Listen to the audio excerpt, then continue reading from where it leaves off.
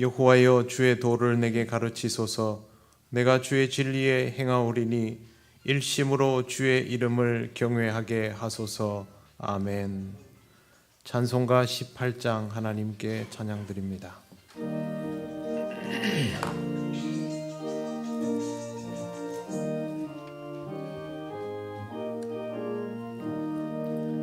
성도들아 찬양하자, 하나님께 찬양하자.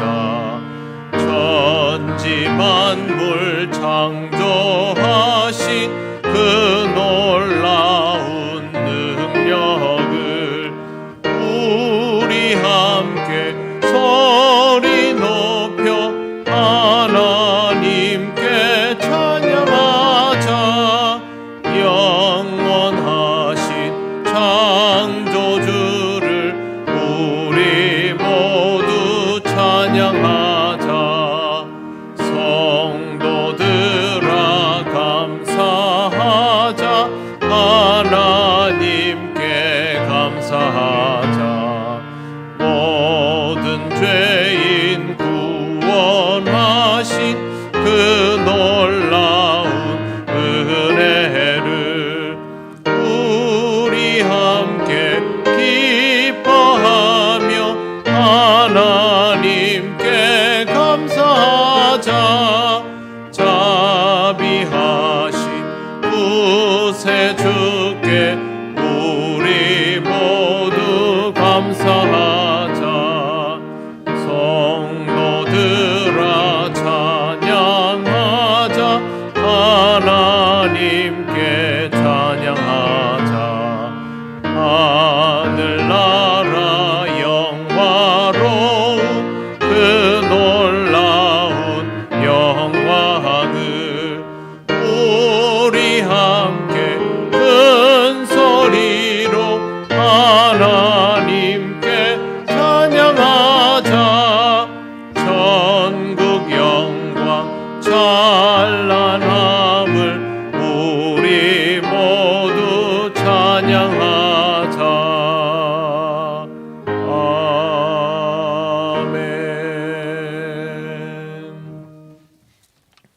성시교독 104번입니다.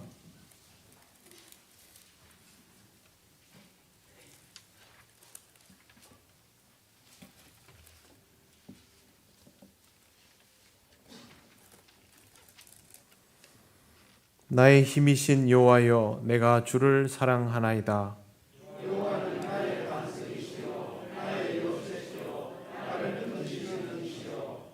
나의 하나님이시요, 내가 그 안에 피할 나의 바위시요, 나의 방패시요,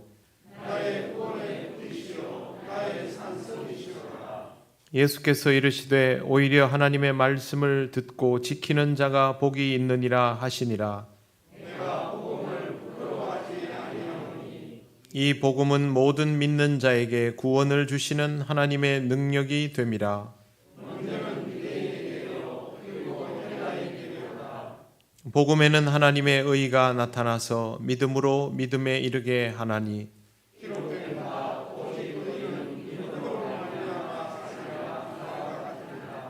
너희가 내 말에 거하면 참으로 내 제자가 되고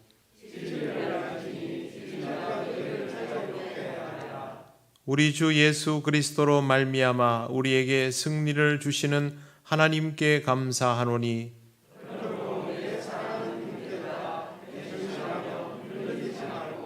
항상 주의 일에 더욱 힘쓰는 자들이 되라. 아멘.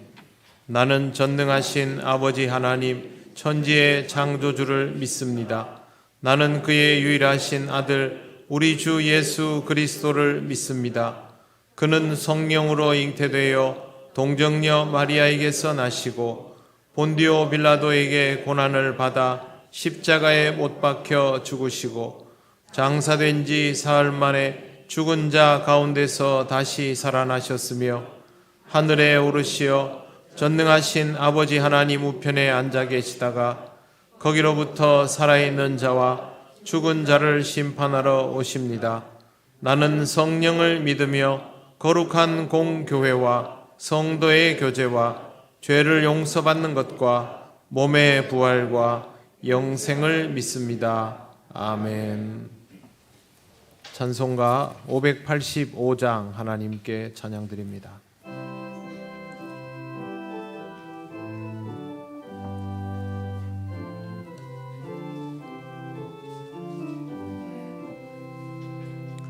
내 주는 강한 성이요 방패와 병기 되시니 큰 환난에서 우리를 구하여 내시리로다.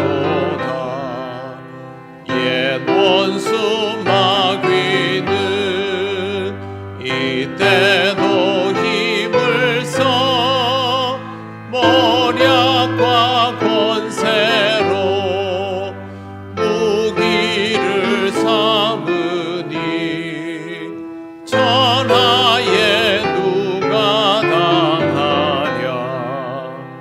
내 힘 마르지 할 때는 패할 수밖에 없도다. 힘 있는 장수 나와서 날 대신하여 싸우네. 이 장수 누군가? 주 예수 그리스도 만군의 주로다.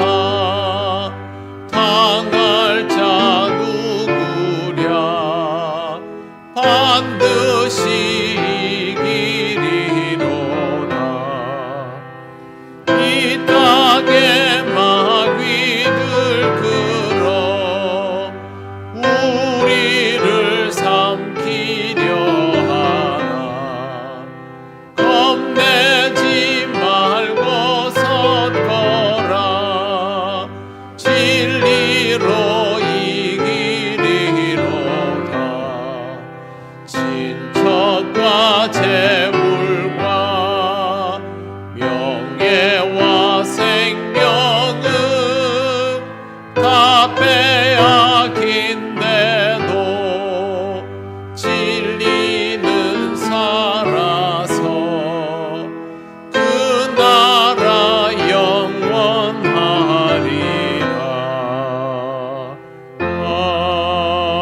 아멘.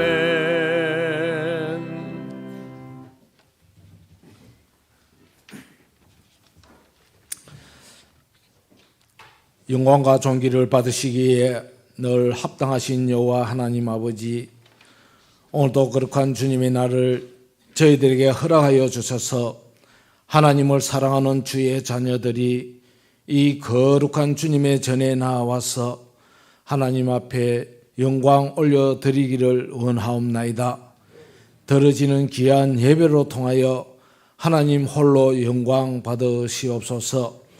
하나님께서는 저희들을 얼마나 사랑하시기에 둘도 없는 독생자 예수 그리스도를 이 땅에 보내주시고 저희들의 죄를 사여 주시기 위하여 십자가에 못 박혀 돌아가시기까지 하셔서 그 보혈의 피로 저희들의 죄를 사여 주신 하나님, 하나님의 그 사랑을 저희들이 늘 체험하며 이 세상 가운데 살아가면서도 하나님의 말씀대로 하나님의 뜻대로 순종하지 못하고 살아왔던 저희들의 모습들을 오늘도 하나님 이 성전 앞에 내려놓고 자복하는 마음으로 회개합니다. 하나님 용서하여 주시옵소서. 사랑 하나님 아버지, 저희들 올 한 해도 어저께 시작한 것 같은데 벌써 10월의 마지막 주일을 보내고 있습니다. 저희들이 처음 시작할 때엔 하나님 앞에 기도하면서 하나님 앞에 약속하고 또 하나님 앞에 아버지 하나님 간구했던 그 모든 것들을 저희들이 이 시간 뒤돌아볼 때에 하나님 뜻대로 순종하지 못하고 내 마음대로 내 생각대로 살아왔던 것 하나님 앞에 회개하며 하나님 앞에 간구합니다. 아직까지 2달여 남은 이 기간 동안 저희들이 하나님 앞에 약속하고 또 하나님 앞에 간구했던 그 모든 것들을 다 이룰 수 있도록 하나님 은혜를 다하여 주시옵소서. 사랑의 하나님 아버지, 저희 교회에 또 이렇게 새로운 항종직들을 10명을 세워주심에 감사합니다. 하나님께서 만세전부터 계획하시고 준비하셨다가 이 시점에 저희 교회에 새로운 일꾼들을 세워주신 줄 아오니 이 새로운 일꾼들로 통하여 저희 교회가 더욱더 변화되고 더욱더 은혜스럽고 더욱더 하나님 쓰임받는 귀한 일꾼들로 통하여 교회가 부흥하기를 원하옵나이다. 그러하기 위하여 새로 세운 이 아버지 하나님 일꾼들 가정 위에 복의 복을 다하여 주셔서 믿음으로 또 물질로 하나님 앞에 헌신할 때에 부족함이 없도록 은혜를 다하여 주시옵소서. 사랑의 하나님, 또 11월 달이 되면 우리 고3 학생들이 수능을 대비하여 이날까지 준비하고 하나님 앞에 기도하면서 열심히 공부해 와사오니 하나님 우리 고3 학생들의 그 기도를 들어주시고 또 아버지 하나님 좋은 결과가 있도록 은혜를 다하여 주시옵소서. 고3 학생들 가운데서 아버지 하나님 이렇게 또 사회로 진출하는 학생이 있다고 하오니 하나님께서 늘 함께하여 주시고 믿음 생활 잘함으로 통하여 사회생활 할 때 하나님께서 힘이 되시고 또 늘 믿음으로 인도하여 주시기를 간절히 빌고 원하옵나이다. 사랑의 하나님 아버지, 저희 교회에서 11월 1일부터 11월 21일 3주간 다니엘 기도회를 저희들이 갖고자 아버지 하나님 계획하고 준비하며 기도하는 가운데 있습니다.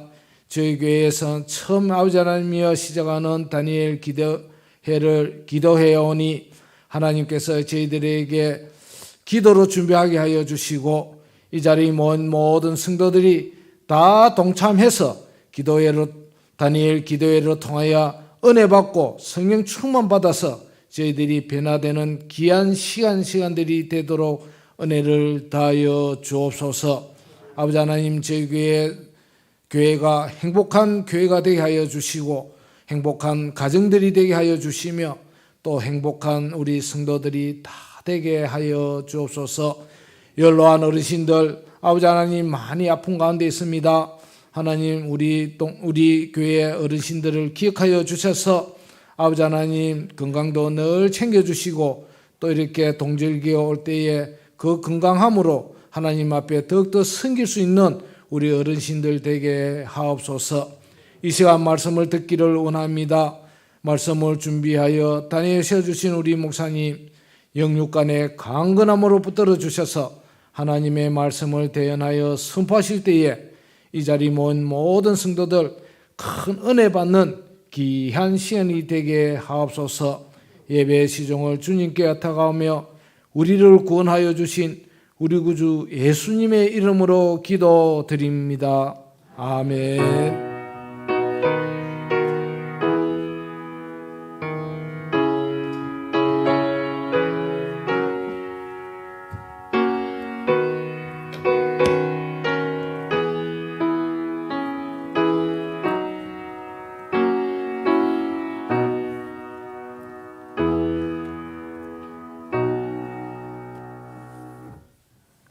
하나님 말씀 요한복음 8장 31절 32절입니다. 이 말씀은 신약성경 159쪽에 있습니다.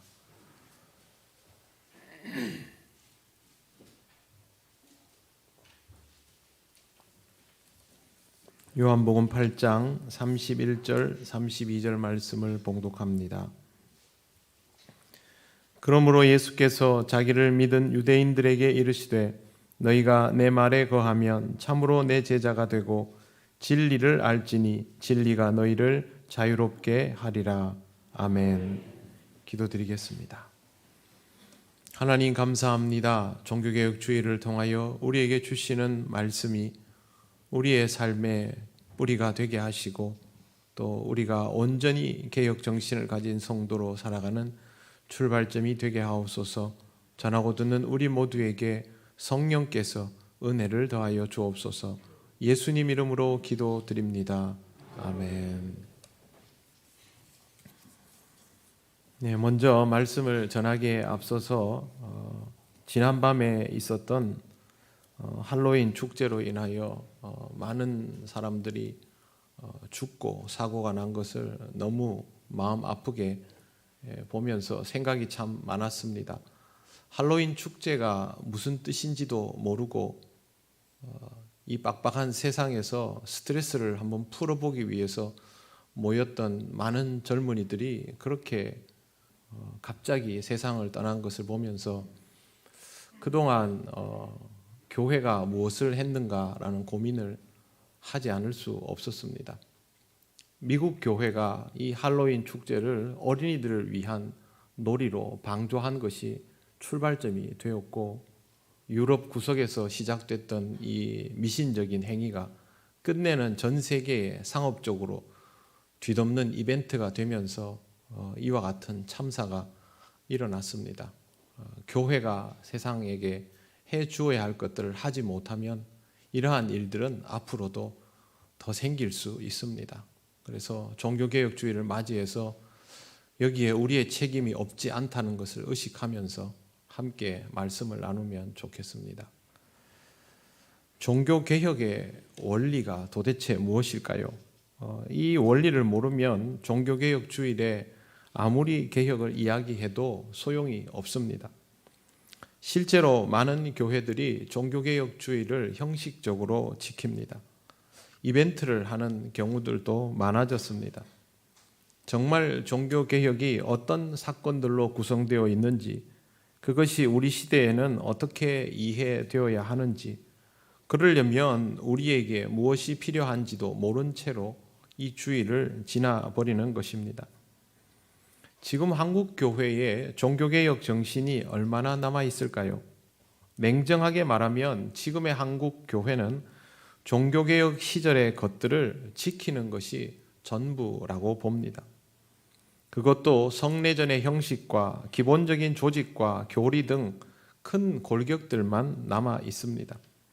물론 이런 것들이 개혁교회를 지키는 근간이 되므로 너무도 중요한 것은 맞습니다. 하지만 이것만으로 이 시대를 책임질 개혁교회라고 자부하기에는 너무도 초라한 모습입니다.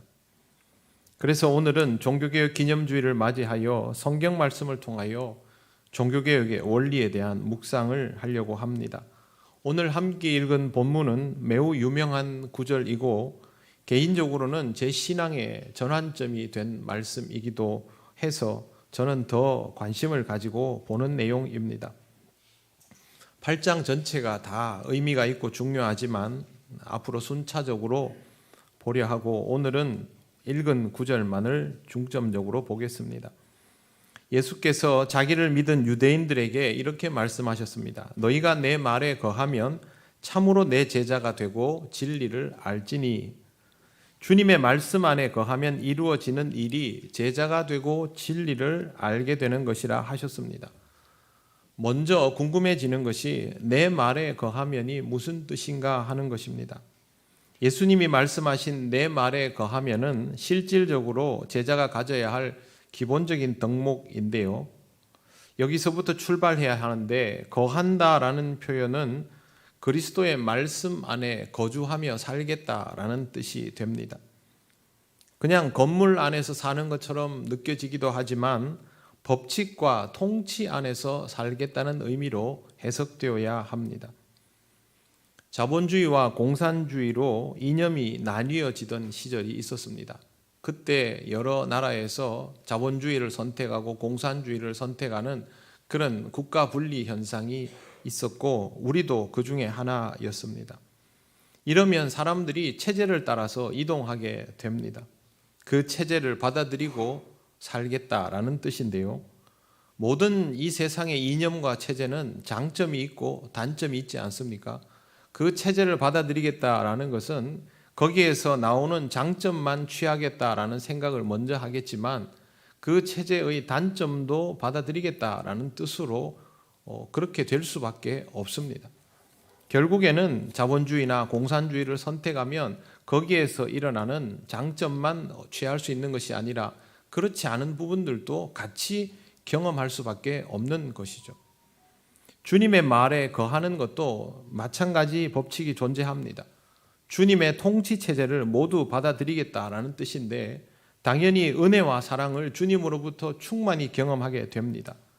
그럼에도 불구하고 주님의 통치 아래 살아가는 것은 이 세상에서 절대로 쉬운 일이 아닙니다.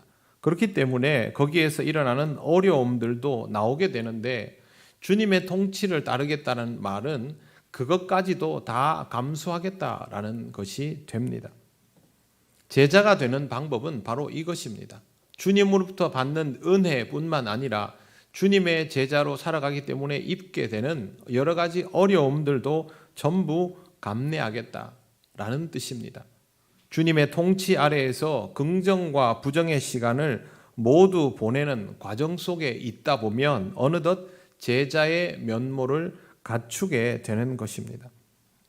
실제로 성경에 나오는 제자 공동체는 이런 긍정과 부정의 과정을 거치면서 제자의 면모를 갖추어 나간 것을 볼 수 있습니다. 진리라는 말은 이렇게 제자의 삶을 제대로 살아가다 보면 경험하게 되는 부분입니다. 진리라는 단어는 결코 쉬운 말이 아닙니다. 인류가 철학적 사고를 하기 시작하면서부터 항상 가장 중심 주제였을 만큼 진리는 무겁고 커다란 가치입니다. 진리라는 말을 단순히 거짓의 반대말이라고 해석할 수도 있지만 본문에서 말하는 진리라는 것은 모든 것을 관통하는 참된 이치를 뜻합니다. 모든 것을 관통하는 참된 이치가 무엇인지를 정의하는 것은 어렵습니다. 그런데 제자의 삶을 살아가다 보면 결국 모든 것을 관통하는 참된 이치를 알게 된다라고 오늘 예수께서 말씀하여 주십니다. 그러면 여기에서 도대체 진리가 무엇이냐라고 물으면 또 긴 설명을 해야만 하는데요. 이 긴 설명을 할 수밖에 없지만 신앙적으로는 답이 매우 간단하고 명확해집니다. 진리라는 것이 여기에도 맞고 저기에도 맞고 이것도 관통해야 되는데 그게 안 나오기 때문에 사실은 철학적 고민이 깊어졌는데 신앙적으로는 이게 아주 간단하고 명백한 답이 됩니다. 왜 그러냐 하면 예수님 말씀 때문입니다. 내가 곧 길이요 진리요 생명이니 나로 말미암지 않고는 아버지께로 올 자가 없느니라, 이 말씀 때문입니다. 인간의 한계로는 정의할 수 없는 거의 불가능에 가깝다고 받아들여지는 진리가 예수께서 성육하신 하나님이심으로 말미암아서 이 물음에 대한 답이 되어버리는 것입니다. 예수님을 충분히 이해하면 예수님의 가르침이 무슨 의미인지를 알게 되면 그것이 우리 믿는 자에게는 진리를 아는 것이 됩니다. 그러면 진리가 우리를 자유하게 할 것이다 라고 예수님이 말씀하셨습니다. 자유하게 한다라는 말은 헬라어로 엘유테로스인데요. 구속되지 않는 상태를 뜻하기도 하지만 마음껏 누리는 상태를 뜻하기도 합니다. 예전에 제가 여러분들에게 물은 우리에게 무서울 수 있는 것이지만 수영을 잘하는 사람에게 또 잠수를 잘하는 사람에게 물은 누릴 수 있는 것이다 라는 방식으로 설명을 드린 적이 있습니다. 진리는 우리로 하여금 이 세상을 온전히 누릴 수 있도록 해준다는 것이죠. 우리를 모든 속박으로부터 자유롭게 해주는 것입니다. 무엇보다 우리를 죄에서 자유롭게 하십니다. 주님을 만나서 구원을 받은 우리는 바로 이 부분에 주목합니다. 주님을 만나서 우리를 속박해 오던 모든 욕망과 죄악에서 자유로워지는 자신을 발견하기 때문이죠. 그래서 제자의 길을 가는 사람에게 진리가 너희를 자유롭게 하리라 하는 이 말씀은 추상적인 개념이 아니라 구체적인 현실이 되는 가치입니다. 바로 이 원리가 종교개혁에도 그대로 적용이 됩니다. 개혁의 출발점이 무엇일까? 개혁은 어디에서부터 가능할까라는 질문을 던지면 그 출발점은 주님의 말씀 안에 거하는 것입니다. 안타깝게도 중세 교회는 그럴 의지가 없었습니다. 그렇게 해야 한다라는 것도 몰랐습니다. 대부분의 성직자들이 성경을 제대로 이해하지 못했기 때문입니다. 그러면서도 성직을 수행했다는 것 자체가 충격적입니다. 그런 상황에서 있다 보니 성직을 매매하고 면죄부를 판매하면서도 그것이 얼마나 잘못된 것인지를 전혀 깨닫지 못했습니다. 그냥 교회가 정해주는 지침에 따라서 그걸 행하면 성직을 수행하는 줄 알았던 것이죠. 이렇게 교회가 스스로의 잘못을 감지하지 못하고 있던 사이에 인쇄술이 발명됩니다. 흑사병 앞에서 무기력하기 짝이 없던 교회의 모습에 실망했던 사람들은 신앙에 대한 새로운 고민을 하고 있을 즈음이었습니다.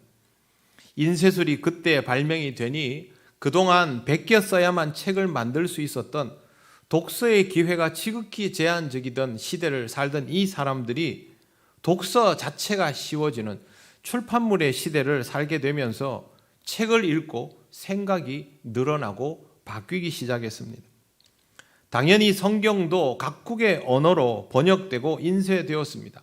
그동안은 라틴어로만 있다가 성직자들도 그 중에서 공부 좀 한다는 성직자들만 읽던 지극히 제한적인 성경이 모든 그리스도인에게 읽혀지기 시작하면서 사회 전체가 변화되기 시작한 것입니다.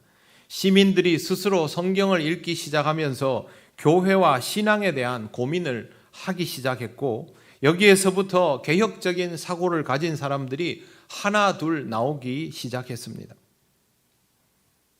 그런데 당시의 상황에서 이렇게 개혁적인 사고는 반동이었습니다. 스스로 읽고 깨닫기 시작한 성경 말씀의 은혜는 정말 컸지만 개혁적인 성향을 가지는 것에 대한 대가는 매우 참혹했습니다. 사람들은 예외 없이 이단으로 몰리고 박해를 받고 목숨을 잃었습니다. 사실상의 거대 국가였던 교황청에 맞서 싸우는 개신교도들이 연합을 이루었습니다만 교황청을 이길 수는 없었습니다. 말씀을 따라 살아가는 것에 고통과 희생이 따랐던 것입니다. 이러는 중에도 개혁적인 성향을 가진 성도들은 점점 늘어났습니다.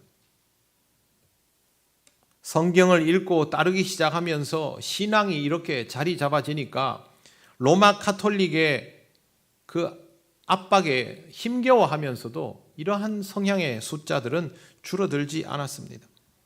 당시 종교개혁 운동의 실질적인 흐름을 주도했던 사람들은 지식인과 중산층이었습니다. 여기에 경건한 봉건 영주들도 가세했습니다. 이 사람들이 이 당시 사회를 주도하는 실질적인 그룹이었는데 이 주도적인 그룹이 개혁 운동에 참여하게 되었던 것입니다. 그 말은 종교개혁 운동이 그 당시 사회에서 보편적인 공감대를 얻었다는 뜻입니다. 교회의 변질은 성직자로부터 말씀이 너무 멀었던 것이 문제가 되었었는데 이 변질을 멈추고 되돌려 놓으려는 시도는 회중이 말씀을 가까이 하면서부터 시작이 되었던 것입니다. 이런 개혁의 출발선에는 루터가 태어나기도 전부터 이미 먼저 성경 말씀이 사람들 가까이에 다가오는 사건이 있었음을 주목해서 보아야 합니다. 물론 종교개혁가 마르틴 루터도 이것을 중요하게 여겼고 그의 주장 중에 오직 말씀도 있습니다. 개혁을 하고 싶다고 해서 개혁이 되는 것이 아닙니다. 한국 교회 중에 개혁을 싫어할 교회가 어디 있겠습니까? 하지만 말씀에 거하지 못한다면 개혁은 불가능합니다. 말씀에 거하지 못하고 고치고 바꾸는 것은 개혁이 아닐 수밖에 없습니다. 교회가 변화를 시도하는 것들 중에 거꾸로 세속적이게 되는 것들도 많지 않습니까? 가장 대표적인 것이 면죄부입니다.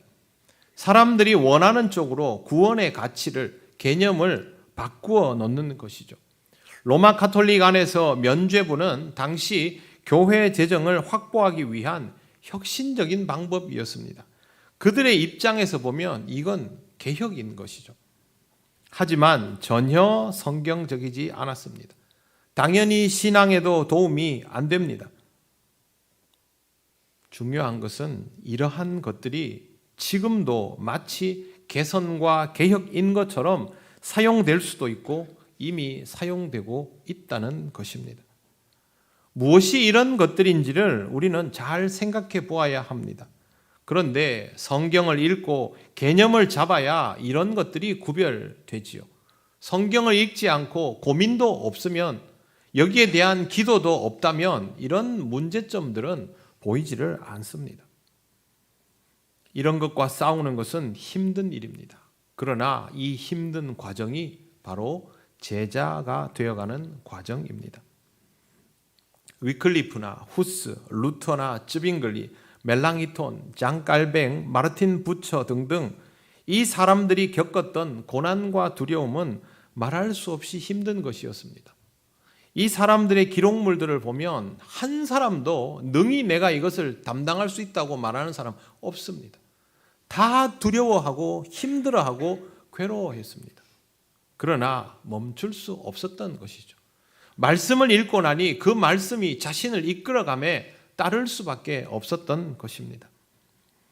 1572년 프랑스 파리에서 성경대로 믿는 사람들이라고 스스로 그렇게 받아들였던 위그노 교도들, 당시 프랑스 개신교도들입니다. 1만 명이 대학살을 당했습니다. 프랑스 왕은 이단자를 살육한 것을 감사하는 미사를 드렸고, 교황청은 이것을 기쁘게 받아들이며 조폐소에 명령을 내려서 위그노 대학살을 축하하는 기념 동전까지 만들었습니다. 이와 같은 방식의 개혁 신도들에 대한 박해는 유럽 곳곳에서 오랫동안 자행되었습니다. 이 고난과 박해의 시간이 바로 성도가 제자화되는 과정이 되었던 것입니다. 말씀을 붙들고 살아갈수록 개혁신앙은 희생이 있음에도 불구하고 점점 무르익어 갔고 성장해 나갔습니다. 말씀을 붙들고 살아가는 것은 결코 쉽지 않습니다. 하지만 이 말씀으로 인하여 건강한 신앙으로 건강한 교회를 향한 사고를 할 수 있게 되었고, 개혁을 위한 시도를 하게 되면서 겪게 되는 고난이 신앙적인 사람을 더 말씀 안에 거하게 만들어 주었던 것입니다. 그것이 바로 제자가 되는 과정입니다. 개혁 신앙의 성도들은 그렇게 해서 박해의 시간을 견디며 점점 주의 말씀 안에 거하며 성장해 갔습니다. 여러분, 어떤 사람이 말씀을 절박하게 읽습니까? 어떤 사람이 말씀을 깊이 들여다봅니까? 필요한 사람이 그렇게 하는 법입니다. 우리 교역자들이 가끔 식사를 하는데 거기서 전도사님이 저한테 그 얘기를 하더라고요. 목사님, 독서는 일입니다. 그걸 제가 2번이나 들었는데요. 순간적으로 양심에 찔렸습니다. 왜? 저도 독서는 일이라고 생각했거든요. 필요에 의해서 책을 읽어야 그 독서가 자기 것이 됩니다. 성경책도 예외가 아닙니다. 성경 말씀이 정말 필요에 의해서 읽혀질 때 그 말씀이 자기 것이 되지요. 저는 성경을 읽을 때 일로 읽습니다. 왜 그러냐 하면 이 말씀을 어떻게든 소화해서 여러분에게 전해내야 하기 때문에 그렇습니다. 말씀을 읽으면서 은혜 받고 감상에 적고 그러지 못합니다. 전투하듯이 읽어야 됩니다. 여러분들도 성경을 정말 필요해서 읽으면 전투하듯이 읽게 되어 있습니다. 이 말씀을 붙들고 고민하고 말씀과 싸우면서 그렇게 할 수밖에 없는 것이죠.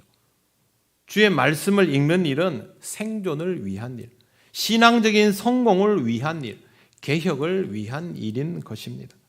이렇게 성경 말씀을 붙들고 고민하고 씨름하면서 살아가는 것이 제자의 길입니다. 개혁신앙은 제자의 길을 가야 유지할 수 있습니다. 지금 우리가 이 시대의 교회들이 제자 공동체답습니까? 그러면 개혁 정신은 자연스럽게 계승되고 발전이 될 겁니다. 반대로 개혁 정신이 제대로 지켜지지 않는다면 무엇을 바꾸어야 한다라는 말을 하기 이전에 과연 우리가 제자의 길을 가고 있는가부터 생각해야 합니다.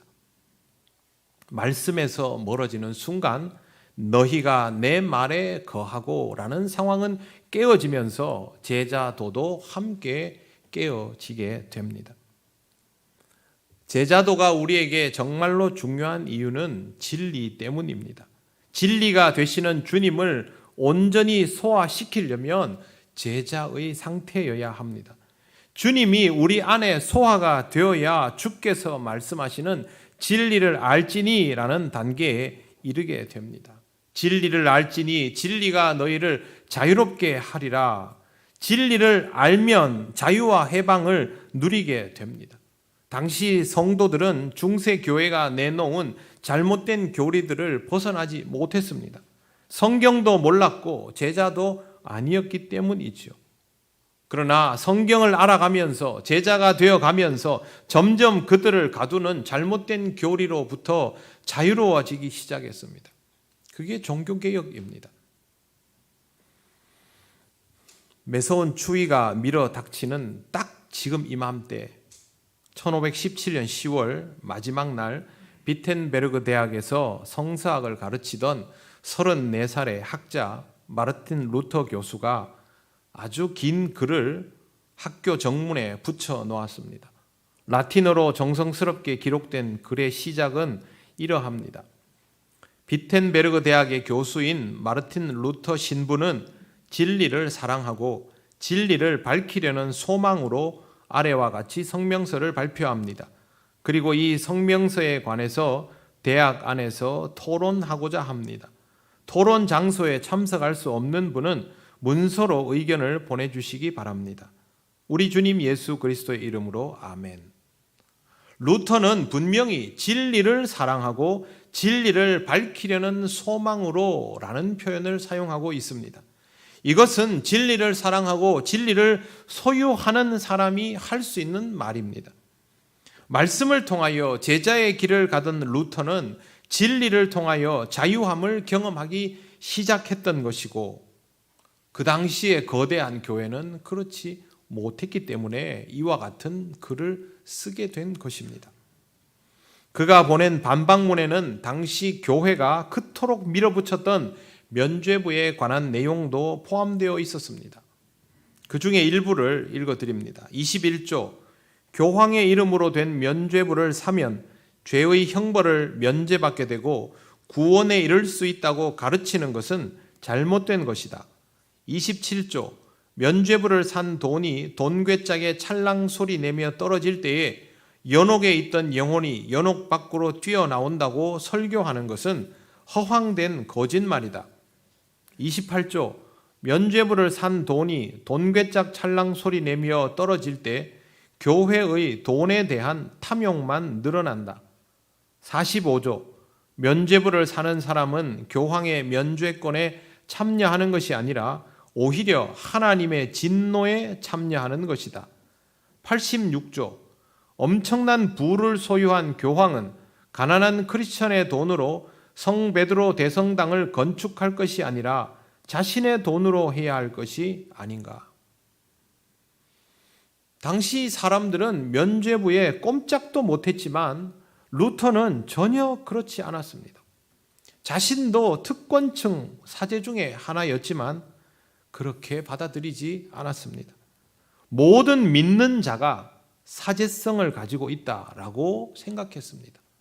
만인 사제설은 거기에서 나온 겁니다.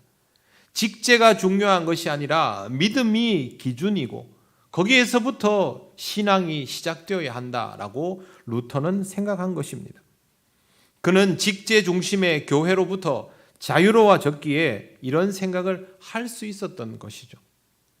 회중에게 성찬이 열린 것도 바로 이것 때문 아닙니까? 종교개혁이 아니었다면 저와 여러분은 스스로 제자의 길을 간다라는 것을 상상도 못했을 것입니다. 우리가 믿는 자로 살아가면서 제자가 될 수 있는 이 자유는 주의 말씀을 통하여 진리를 소유해야만 누릴 수 있는 것입니다. 당시의 종교개혁은 로마 가톨릭의 입장에서는 매우 급진적이고 위험한 시도였습니다. 사회적으로도 진보적인 운동이었습니다. 하지만 성경 말씀에 근거하고 그 말씀의 가치를 지키려는 회복 운동이었기에 신앙적으로 목말랐던 사람들이 공감했던 것입니다. 종교개혁이 시대에 뒤떨어진 구시기였다면 사람들은 개혁교회를 지지하지 않았을 것입니다. 종교개혁이 500년 넘게 지난 지금의 교회는 개혁 정신을 지키는 것이 아니라 종교개혁가들의 유물을 지키는 공동체가 되어가고 있습니다. 그러다가 이제는 그것조차도 제대로 지키지 못하는 상태입니다. 가문의 족보를 지켜오고 있는데 그 족보를 읽지 못하는 사람이 되어가는 것과 같습니다. 그런 사람에게 족보가 의미가 있습니까? 자신이 드리는 예배는 어떻게 하여 이렇게 구성되었는지, 여기에 어떤 의미가 있는지도 모르는 채로 그 예배를 드리는 것이 무슨 의미가 있습니까? 일부는 로마 가톨릭을 흉내내려고 합니다.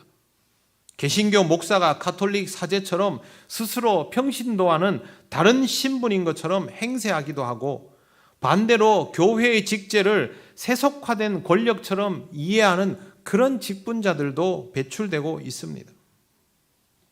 이러면 직분이 벼슬이 되는 것입니다. 이런 모습은 교회의 직분이 계급이 되어 있고 권력이 되어 있던 중세교회와 다르지 않습니다. 성장 중심주의 지금만 그런 거 아닙니다. 교회가 극도로 부패하던 그 시대에도 마찬가지였습니다. 지금 우리가 지켜야 할 것은 주님의 말씀, 주님의 가르침입니다. 500년 전에 면죄부를 팔던 시절에 그 부패된 교회를 되돌려 놓기 위해서 했던 그 시도를 지금도 그대로 반복해야 하는 것이 아닙니다.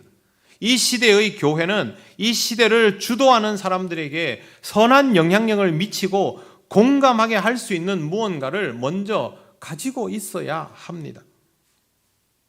물론 그 내용은 당연히 성경 말씀 안에서부터 나와야 하는 것이죠. 그러니 우리가 얼마나 성경을 깊이 들여다보고 고민하고 기도해야 하겠습니까? 우리나라가 일제강점기를 통해서 절망하고 아무것도 하지 못하던 그 무기력한 시절에 교회가 독립운동에 영향을 미치고 일본의 손을 빌리지 않고 자주적 계몽운동을 함으로 우리를 개화기의 길로 끌어주었습니다. 개혁 정신은 성경적이면서도 시대를 바꾸는 정신입니다.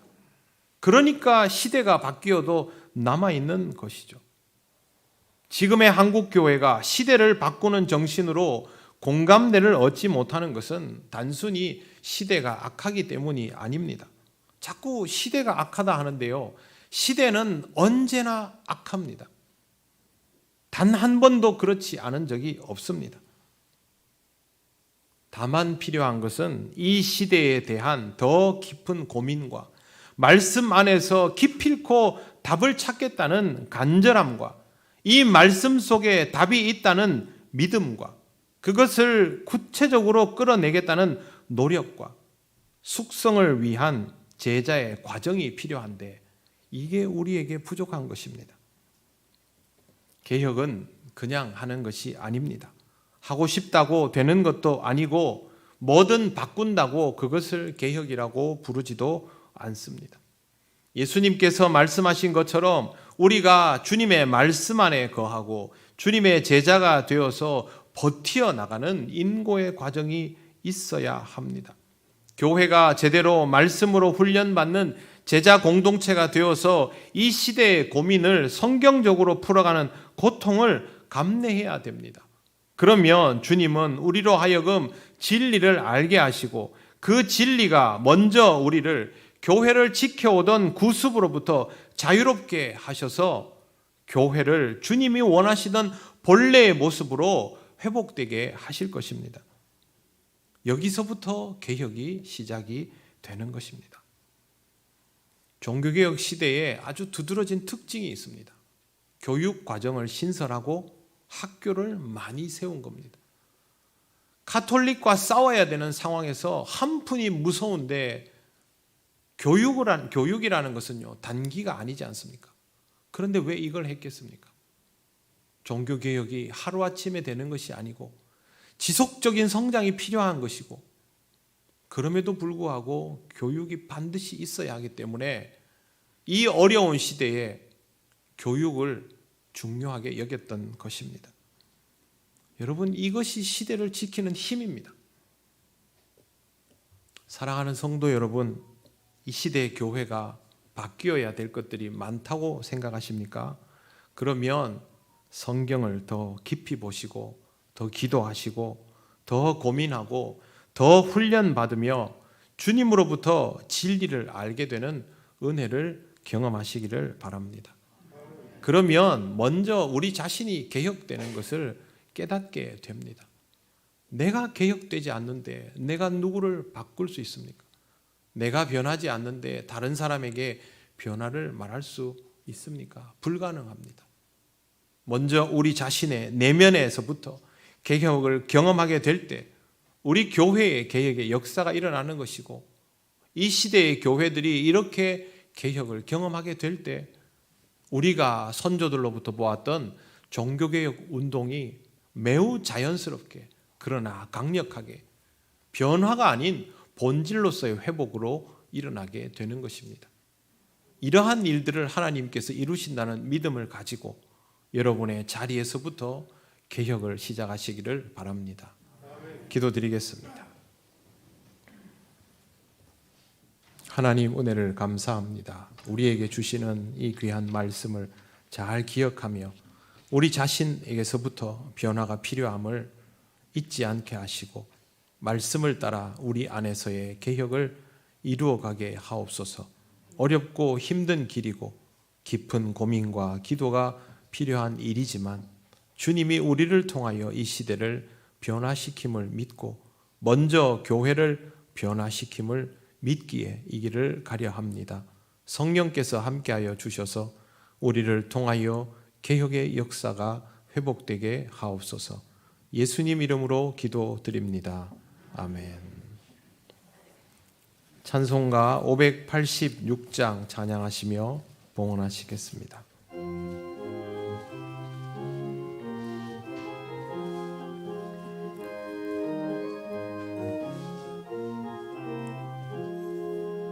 어느 민족 누구게나 결단할 때 있나니 참과 거짓 싸울 때에 어느 편에 설 건가. 주가 주신 새 목표가 우리 앞에 보이니 빛과 어둠 사이에서 선택하며 살리라. 고상하고 아름답다 진리 편에 서느니 진리 위에 억압받고 명예히 이뤄도 비겁한 자 물러서나 용감한 자 굳세게 낙심한 자 돌아오는 그날까지 서리라. 순교자의 빛을 따라 주의 뒤를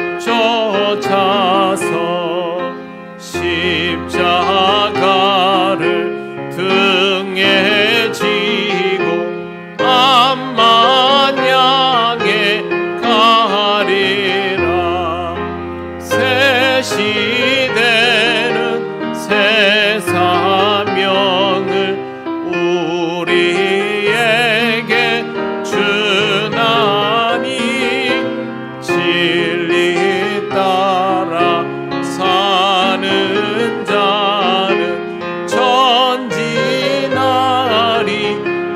언제나.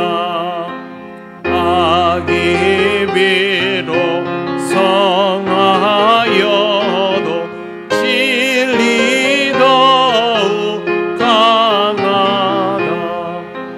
진리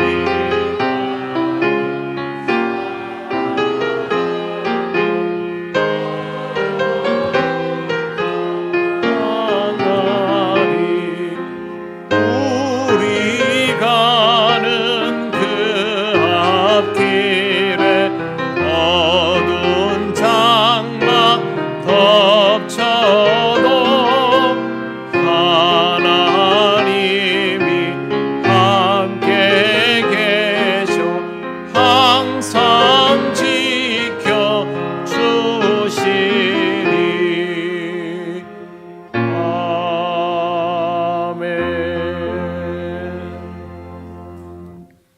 하나님 감사합니다. 오늘도 하나님 앞에 이렇게 예배하며 예물을 드립니다. 하나님께서 우리를 붙들어 주셨기에 오늘도 기쁜 마음으로 봉헌합니다. 언제나 우리의 삶을 지키시고 인도하여 주옵소서. 다음 한 주간도 우리 성도들의 가정을 지키시고 일터를 지켜 주시옵소서. 주시는 것들을 지혜롭게 사용하게 하시고 하나님 나라와 영광을 위하여 쓰게 하옵소서. 예수님 이름으로 기도드립니다. 아멘.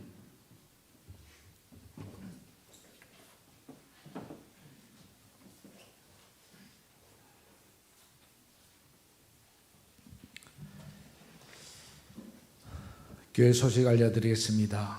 예배에 오신 모든 분들 환영합니다. 처음 오신 분은 새가족부의 안내를 받으시기 바랍니다. 예배 전교인 첫날 새벽기도회가 11월 1일 화요일 오전 5시 30분 제1교육관에서 있습니다. 기도는 우리 설기호 권사님 준비해 주시면 감사하겠습니다. 3주간 수요 예배는 다니엘 기도회를 통해서 8시에 예배를 드립니다. 수요 예배. 그래서 7시 30분에 오시면 안 됩니다. 8시에 꼭 이렇게 오셔서 다니엘 기도회로 이렇게 합니다. 모임 정기당회가 오늘 2부 예배 후에 당회실에서 있겠습니다. 재직회 다음 주일 2부 예배 후에 본당에서 있습니다. 안내 오늘은 종교개혁 주일입니다. 하나님 앞에서 믿음의 삶을 끊임없이 새롭게 이끌어 가시기 바랍니다. 두 번째는 다니엘 기도회 11월 1일 화요일부터 21일 월요일까지 저녁 8시부터 10시까지 본당에서 있습니다.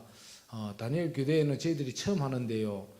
제가 이렇게 전국으로 다니면서 하는 교회들 이렇게 장로님들을 만나 뵀는데 간증 집회라든지 이런 거를 하기 때문에 엄청나게 은혜스럽다고 합니다. 오늘 이 자리 모인 우리 성도님들 한 분도 빠지지 마시고 11월 1일부터 기도회에 꼭 참석하셔서 큰 은혜 받아서 저희들이 교회가 더욱더 뜨거워지고 또 서로 사랑하고 또 섬기는 계기가 됐으면 하는 바람입니다. 예, 많이 참석해 주시기 바랍니다. 성탄절에 있을 성탄 축하 공연에 많은 참여 바랍니다. 이것은 개인적으로 또 이렇게 여러 단체들이 이렇게 연극이라든지 이런 것을 구상을 해서 이렇게 참여하시면 좋습니다. 옛날에 한번 신기자 기획에서 이렇게 한번 한 걸로 기억나시죠? 예, 그때 막 웃음 바다가 되고 했는데 세시자들하고 이렇게 했는 걸로 압니다. 그와 같이 이렇게 여러 가지로 이렇게 참여해 주시면 감사하겠습니다. 2023년도 교회 달력에 상호 광고를 실으실 분들은 사무실에 신청해 주시기 바랍니다. 2023년 요람 제작 안내가 있습니다. 사진 교체를 하실 분 또 사무실에 제출해 주시고요. 연락처와 주소가 바뀌신 분들도 이렇게 사무실로 연락해 주시면 고맙겠습니다. 한 두 가지 정도 제가 더 광고를 하겠습니다. 본당 이렇게 강대상위에 국화꽃을 해마다 이때쯤 되면은 우리 김중환 장로님께서 그 여름에 뜨겁고 더운 가운데서도 이렇게 국화를 잘 키워가지고 꼭 2점석, 3점석 이렇게 가져오십니다. 제가 어제 가져오면서 이렇게 생각했는데 우리 중환 장로님은 한 100살까지 건강하게 사셔야 되겠다. 왜? 그래도 18분밖에 이렇게 강대상에 올릴 수밖에 없어요. 그래서 제가 개인적으로 이렇게 건강하셔서 이렇게 100세까지 사셔서 저희들이 이렇게 봤으면 좋겠다는 생각을 가졌습니다. 정말 예배 시간이 아니면 박수를 한번 치고 싶는데 마음속으로 박수 쳐주시면 감사하겠습니다. 이상입니다.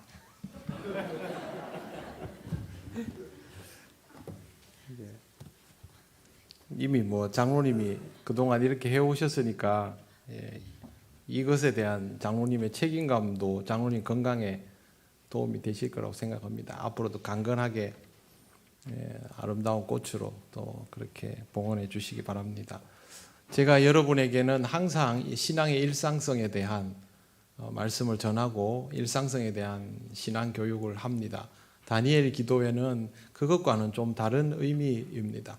우리와는 조금 다른 형태로 더 도전적인 인생을 살아가는 목회자와 사역자들의 간증을 들을 수 있고 또 그 시간에 기도에도 함께 있습니다. 사실은 우리가 유익함을 바라고 참여하면 우리에게는 아주 좋은 계기가 될 수 있을 거라고 생각을 하고 그렇게 하게 되었습니다. 여러분들도 이 기간 동안 새벽 기도회도 개인적으로 자유롭게 하도록 해놓고 모든 초점을 여기에 맞추고 있으니까요. 주일날 드려지는 주일 낮 예배와 오후 예배를 제외한 1일부터 21일까지 저녁 시간을 여기에 초점 맞춘다고 생각을 하시고 그렇게 참여하셔서 이 기회를 통해서 주시는 은혜를 풍성히 함께 누려가면 좋겠습니다.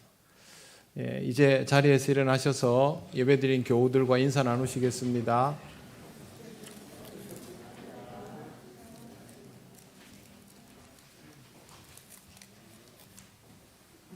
찬송가 635장 주기도문 찬양 드립니다.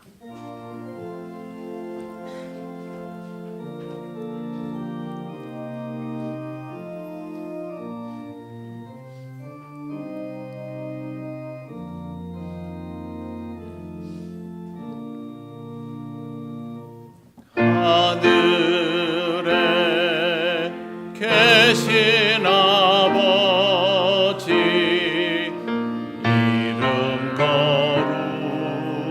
거룩하사 주님 나라 임하시고 뜻이 이루어지이다.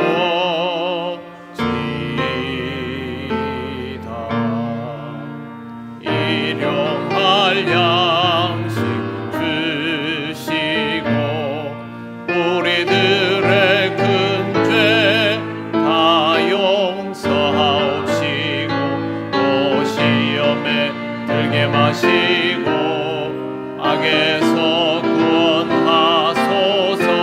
내게 주의 나라 주의 권세 주의 영광 영원히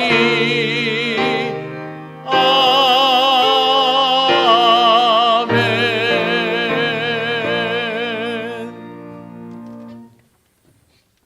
우리 주 예수 그리스도의 크신 은혜와 하나님 아버지의 놀라우신 사랑과 성령님의 교통하시고 인도하여 주심이 진리 안에 거하며 자유를 누림으로 개혁신앙을 건강하게 지켜가고 또 발전시키기를 원하는 이 시간 예배하는 권속들 위에 영원토록 함께 하시기를 간절히 축원하옵나이다. 아멘.